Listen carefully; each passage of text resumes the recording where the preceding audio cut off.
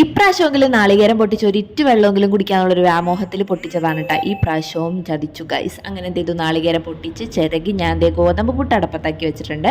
ഇതിൻ്റെ കൂടെ കഴിക്കാനായിട്ട് നമുക്ക് ബീഫ് കറി ഉണ്ട് കേട്ടോ. ഇന്നലെ ഉണ്ടാക്കിയ ബീഫ് കറിയാണ്. പിന്നെ വീട് ഒരു പ്രളയഭൂമി ആക്കിയിട്ടുണ്ടായിരുന്നു. അതൊക്കെ ഒന്ന് അടിച്ച് വൃത്തിയാക്കി കുളിച്ച് വന്ന് നമ്മൾ പുട്ടും ബീഫും നല്ലോണം അടിച്ച് പൊളിച്ച് കഴിച്ചു കേട്ടോ. വയറൊക്കെ നിറഞ്ഞ് ഏമ്പക്കവും വിട്ട് ഞാൻ വേഗം പോയിട്ട് രണ്ടുപേരും കുളിപ്പിച്ച് സുന്ദരനും ആക്കി. പിന്നെ അലക്കാനുള്ളത് കലക്കി വിരിച്ച് മടക്കിയൊക്കെ വെച്ചേ. അതിനുശേഷം നേരെ അടുക്കളയിൽ ചെന്ന് പിന്നെ ബീഫ് കറി വെക്കാനുള്ളൊരു തത്രപ്പാടിലാണ്. ബീഫ് കറി ഇല്ലേ എന്നൊരു ചോദ്യത്തിന് ഇവിടെ പ്രസക്തിയില്ല. ബീഫ് കറി ഓൾറെഡി തീർന്നു. കുറച്ച് ബീഫ് ഉണ്ടായിരുന്നു, അതൊന്നും ചെറിയ ഒക്കെ കുറേ ഇട്ടിട്ട് ഞാനൊരു ബീഫ് കറി കുഞ്ഞി തട്ടിക്കൂട്ടൽ ഉണ്ടാക്കിയിട്ട് അടിപൊളി ടേസ്റ്റ് ആയിരുന്നു. ചെറിയ ഉള്ളി മാത്രം ഇട്ടുകൊണ്ട്. അതിനുശേഷം ഞാൻ എന്നെ എന്തുകൊണ്ട് എടുക്കുന്നില്ല എന്ന് കുറേ ആഴ്ചകളായി കുമ്പളങ്ങനോട് ചോദിക്കുന്നു. അപ്പോൾ കുമ്പളങ്ങ വെച്ച് ഒരു ഓലൻ ഉണ്ടാക്കി, മുട്ട വറുത്തു, പപ്പടം കാച്ചി, അതിനുശേഷം ചോറൊക്കെ സെറ്റാക്കി വെച്ചിട്ടുണ്ട് കേട്ടോ. അപ്പോഴേക്കും നമ്മുടെ ബീഫ് കറി ആയിട്ടുണ്ട്. എല്ലാം അടിപൊളിയായിട്ടുണ്ട് കേട്ടോ. ഇതിൻ്റെ ഒരു ലോങ് വീഡിയോ ഞാൻ ഇട്ടിട്ടുണ്ട്. എല്ലാവരും കണ്ടു നോക്കണം. അടിയിൽ ആരോ ഞെക്കിയാൽ മതി കേട്ടോ. അപ്പോൾ അത്രയുള്ള അടുത്ത വീഡിയോ